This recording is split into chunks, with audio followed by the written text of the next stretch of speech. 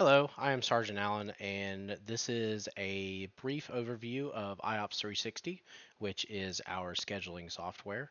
This is what you're going to use to view your schedule, submit availability, request time off, or do shift swaps, clock in and out. So right here, this is the dashboard. This will probably look slightly different to you. Uh, Based on your permissions, what you're allowed to see. But the big things that I want to show you is on the dashboard, you have several widgets, and they provide several bits of helpful information. Going over into the schedule portion, you have multiple views. You have a day view. This is where most of the time you're going to look at the schedule. This shows the sites. This shows who is scheduled, what times they are scheduled. If it doesn't show a time on the bottom in red, then the individual is scheduled for the time listed at the top, and it will show up as a single bar. Again, only when these times differ, when your schedule times differ from the normal time set for that position, will it show up underneath your name. Open shifts show up like this. If you're looking at the schedule and you see an open shift that you would like to work, you can click on it. You won't have all these options, but you will have this one down here, request to work. What you'll do is click that. It will bring you to a page, and you can confirm whether or not to request this shift. Once you request a shift and admin approves it, you are typically responsible for that shift. So you can, talking about navigating, you can jump forward a day with this single arrow. However, notice how this says Sunday, February 15th. The next 2 days, Monday and Tuesday, would be B shift. So, but you want to go look at the next A shift. You can hit this double arrow here and it will take you to the next A shift. See how it jumped from Wednesday or from Sunday to Wednesday. That said, you have a couple other views, or if you don't want to see everybody, you can do my schedule only, and it will only show if you have a scheduled event. So week view is pretty much the same thing. It's broken down by location, and it is broken down by user and day. And then you have month view.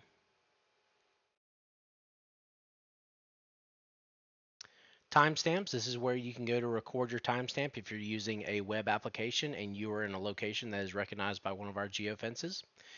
You can record your timestamp here.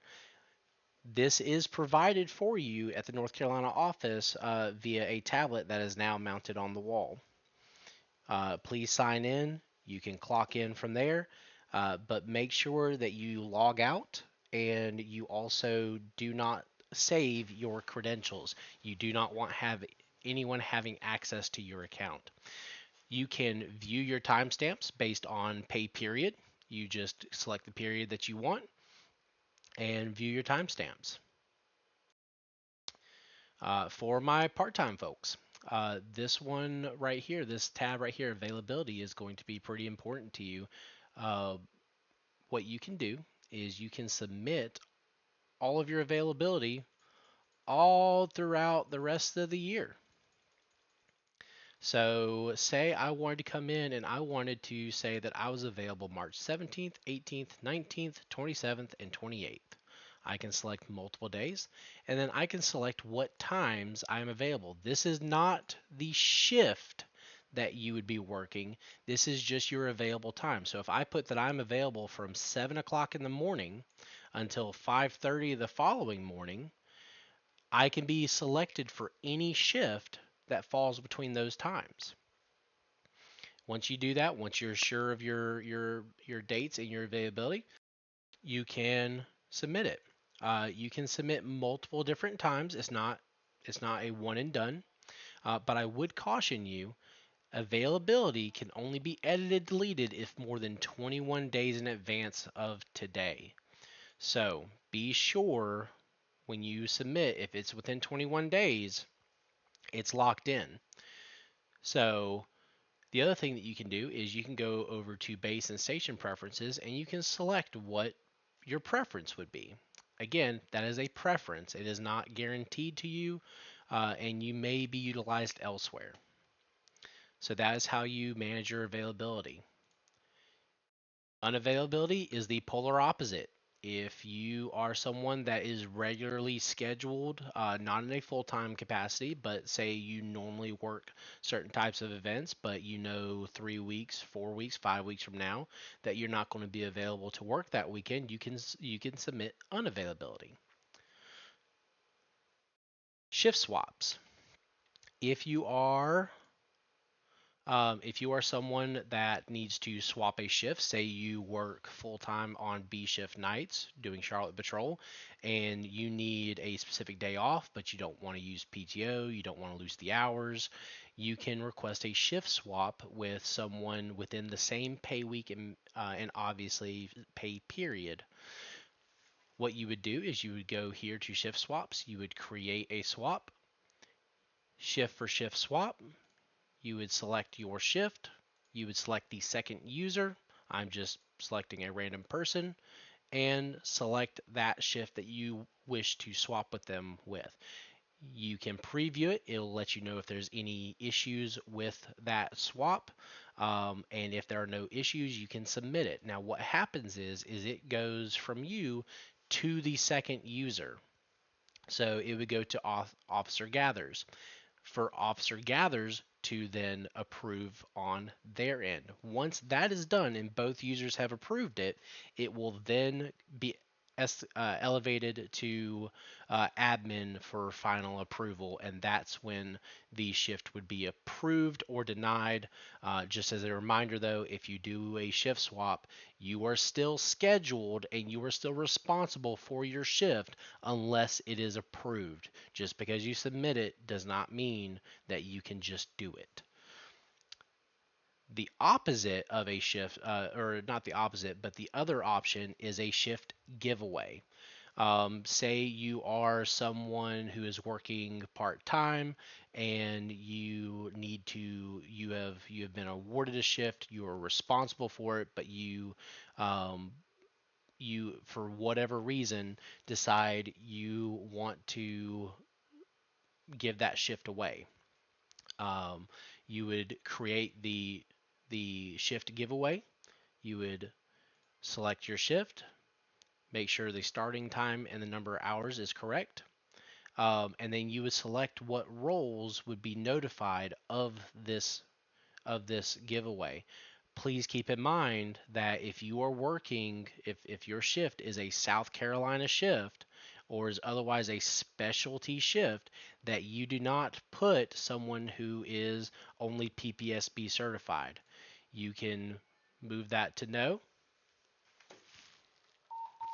and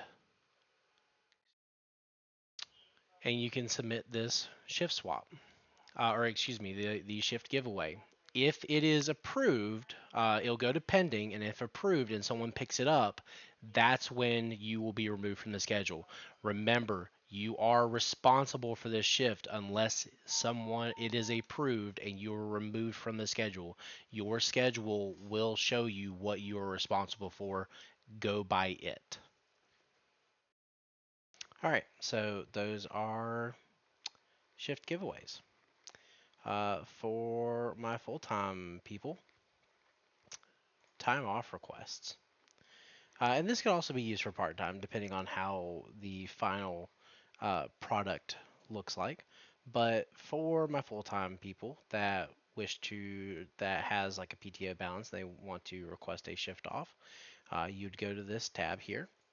You would select the shift that you are trying to take off, and you're going to make sure you put the starting time, the 12 hours, the leave category type, PTO, and this will show your current balance. And your current balance is also affected by the request that you currently have submitted. It automatically deducts, but it would be refunded if it's denied or it's canceled. So you can't accidentally put too many days off and then go into a negative balance. So, pretty easy stuff there. Next item would be open shifts. This is where you, as an officer, can go to look for any shifts that are open. As long as you meet the requirements for the position, you can find it. Say you want to pick up the stay at SilFab. You can go to view request. You can view the shift, make sure everything looks good, and you can request this shift. Again, just as a reminder, if you are awarded a shift, that is your responsibility. For the purposes of static sites or offices that you may not be familiar with, you can go to locations and positions. Say you're scheduled for the Clover High School auditorium or you are scheduled for Legacy Park. You can find the address here. For the education section, this is where you can go to view Con Ed courses. You will not have to worry about anything 911 e-learning. That is something completely separate. That is not included in our package. That is more so for EMS providers and recertification for them. But this is where you can go to find posted Con Ed elements. You can go and view your classes. What if you have an upcoming class? You can look at prior classes. You can view any training records that we have submitted for you or record a new training. Licenses and advanced certifications. This will typically be handled by the administrative side, but you are able to upload your PPSB or your baton, handcuff, anything that we provide as certifications or that we require certifications can be uploaded there. And then say you have other education that you feel is relevant that you want to attach to your profile, you can do that in the other education or outside education. Any items that you submit will be submitted to admin for approval. And lastly, this is where you can find a class. Uh, we'll talk about the resources tab, but that actually is more important in the operations sections. But say you wanted to find a taser class, or you wanted to find um, sign up for monthly training. You can come here and you can click on it. You can look at it and you can sign me up for this class. Some classes will be limited to an amount to a certain amount of participants. Operations, you will not need to really mess with most of this, except for you may be assigned tasks, which will give you a notification to your application on your phone. Um, you can, if we issue uniforms through this, this is where you can track your uniforms.